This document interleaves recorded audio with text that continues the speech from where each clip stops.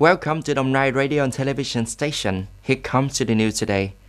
Deputy Prime Minister Lê Văn Hành signed and promulgated the government's action plan on planning, construction, management and sustainable development of urban areas in Vietnam to 2030 with a vision to 2045.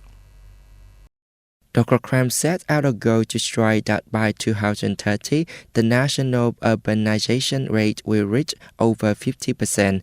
The ratio of urban construction planned to the total natural planned area is about 1.9 to 2.3%. The number of urban centers nationwide by 2030 will be about 1,000 to 1,200. By 2025, 100% of urban centers of grade 3 or higher will be ensured to complete the criteria for urban classification in terms of urban infrastructure and urban level cultural works.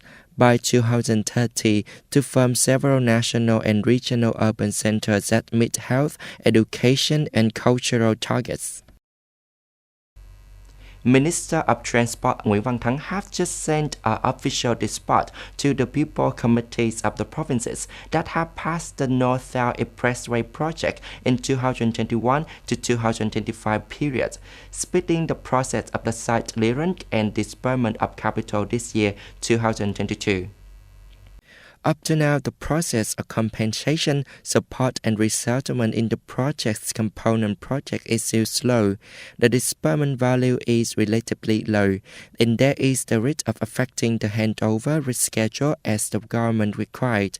In order for the site clearance work to ensure process, the Ministry of Transport proposed the pupil committees of provinces and cities with the project to speed up the reparation of compensation, support, resettlement plans and organize the construction of resettlement areas, relocation of technical infrastructure, urgently approve plans for compensation, support and resettlement in each section. Each area, priority is given to favorable areas such as public land, agriculture plants, the area to be started construction. To celebrate the 72nd traditional day of the Vietnam Union of Friendship Organizations, yesterday, the Union of Friendship Organizations of Đồng Nai Province organized a cultural exchange program between the Union of Friendship Organizations of the provinces into the South region with the consulates of other countries in Ho Chi Minh City. This is the second time since 2020 Đồng Nai Province welcomes consulate generals of countries in Ho Chi Minh City to participate in exchanges in the chains of activities of the annual Friendship Melody Festival. Speaking at the program, Vice Chairman of Đồng Nai Provincial People's Committee Nguyễn Sơn Hùng emphasized cultural diplomacy is a spiritual meaning, which is an opportunity for the provinces and cities in the South region to expand and strengthen understanding, friendship, cooperation, and development with the general consulates of all countries in Ho Chi Minh City. In Đồng Nai, foreign affairs activities in general and the people-to-people diplomacy in particular have made practical and important contributions to the overall achievements of the province, especially since the establishment of the Union of Friendship Organizations in 2013. Also in Cambodia, yesterday afternoon, the US and the ASEAN raised the level of diplomatic relations to the level of comprehensive strategic partnerships. This is the fourth country to raise relations with ASEAN to the highest level. The upgraded partnership puts Washington on a par with Beijing, which raised its relationship with ASEAN to the highest level last year. Australia has also established a comprehensive strategic partnership with ASEAN.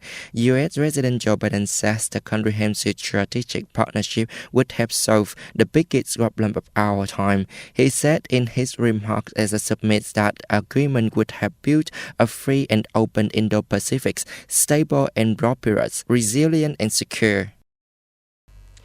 The opposition and the ruling parties of Taiwan, China, yesterday held a large march calling for the support before the local election on November 26. This election is the premise for the praise for Taiwan's leadership in 2024.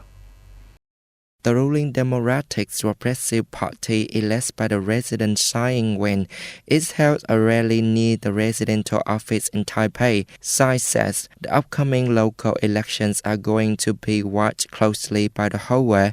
Tsai says that people in Taiwan should send out a right message to the world on November 26. The resident says that Taiwan needs to protect democracy and gain international support. Commenting on KMT is the largest opposition party. It held a rally in New Taipei City, which had the most voters. This is the end of our news today. Thanks for watching. Have a good time. Goodbye.